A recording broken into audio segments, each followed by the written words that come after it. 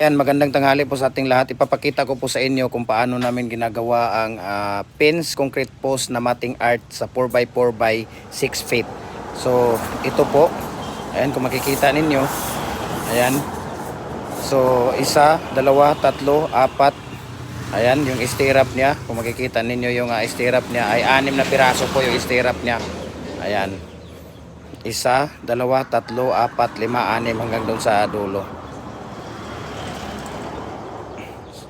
So sino pang hindi nakapag-follow ng Facebook page natin, follow na po kayo. Jim Hardware and Cucumber and Concrete Products, Balulang Brands. Jim Hardware and Cucumber and Concrete Products, Kanituan Brands. Jim Hardware and Cucumber,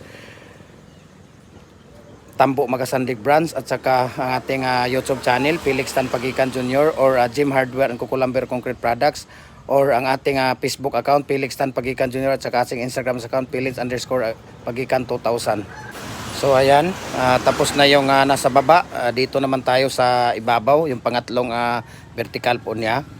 Ayan si Kuya, so tingnan natin ang paglagay ni Kuya. Ayan, natalian na po niya yon.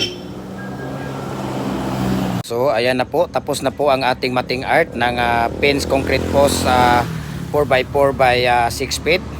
Ayan, ayan, kung makikita nyo, itaas mo, ayan. So ayan na po, tapos na po siya. Thank you so much.